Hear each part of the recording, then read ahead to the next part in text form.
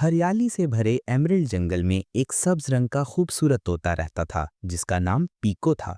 जंगल के दूसरे तोते ऊंची उड़ान भरने और रसीले फल खाने में मसरूफ रहते, मगर पीको में एक बेशकीमत खसूसियत थी। इसके परों में ऐसे रंग छुपे थे जो किसी ने कभी नहीं देखे थे। जब वो धूप में उड़ता तो नीला, नारंगी, सुनहरी, गुलाबी और जामनी रंग इसके परों से चमककर जैसे फिजा में जादू बिखेर देते। लेकिन पीको कभी नहीं समझा कि ये कोई खास बात है। वो खुद को हमेशा आम सा तोता समझता था। एक सुबह जंगल ने आंख खोली तो अजीब सी खामोशी छाई हुई थी। आसमान पर मोटे सियाह बादल छाए हुए थे जो हटने का नाम नहीं ले रहे थे। सूरज की रोशनी रुक गई थी, फूल मुरझा गए, तितलियां उड़ना भूल गईं और खुशगुफ्तार परिंदे भी टहनियों पर चुपचाप बैठे थे। जंगल में उदासी छा गई। बूढ़े और समझदार कछुए दादा टूको ने तमाम जानवरों को इकट्ठा किया और गहरी आवाज में कहा, आसमान ने अपने रंग खो दिए हैं।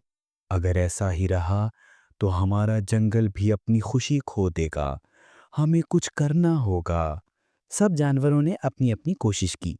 हाथियों ने जोर से सोंड हिलाकर बादलों को उड़ाने की कोशिश की, मगर कोई फर्क न पड़ा।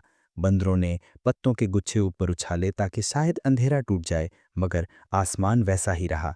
मोर ने अपने रंग बरंग के पर फैलाकर रक्स किया, मगर आसमान पर जरा सी रोशनी भी ना आई।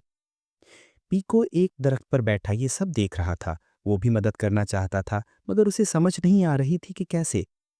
मैं क्या कर सकता हूँ? न मैं हाथी की तरह ताकतवर हूँ, न बंदर की तरह ज़हीन। वो अफसुर्दा होकर सोचने लगा। अचानक दादा टूको ने सर उठाकर पीको को देखा और मुस्कुरा कर बोले, छोटे तोते, तुम्हारे परों में रंग हैं। शायद तुम ही वो हो जो आसमान का रंग वापस ला सकते हो। पीको हैरान रह गया। मैं? लेकिन मैं तो कोई खास नहीं। दादा टूकू ने नरमी से कहा, हर तोहफा किसी मकसद के लिए होता है, बस उस पर यकीन करना पड़ता है। पीको का दिल जोर जोर से धड़कने लगा, मगर उसने हिम्मत की। उसने पंख फैलाए और आसमान की तरफ उड़ान भरी। जूं-जूं वो ऊपर जाता गया, बादल गहरे और ठंडे होते गए, मगर पीको रुका नहीं। वो चढ़ता गया और आखिरकार बादलों की चोटी तक पहुंच गया। उसने आहिस्ता से अपने परों को झिलाया और नीला रंग आसमान पर फैल गया। उसने दोबारा परों को झटका और सुनहरी चमक ने आसमान को जगमगा दिया। नीचे खड़े जानवर हैरत से देखने लगे। फिर पीको ने गोल गोल चक्कर लगाए तो आसमान पर नारंगी और जामनी लहरें बन गईं। वो ऊपर नीचे उड़ता गया और गुलाबी और फेरोजी रंगों की लकीर छोड़ता गया। देखते ही देखते आसमान एक दिलकश रोशन तस्वीर में बदल गया, ऐसी तस्वीर जो धनक से भी ज्यादा हसीन थी। बादल छट गए, सूरज निकल आया और जंगल में खुशी लौट आई।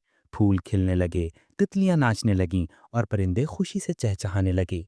जानवर खुश होकर पीको के पास जमा हो गए।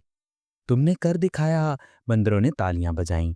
आज आसमान कभी से ज्यादा खूबसूरत है, मोर ने फख्र से कहा।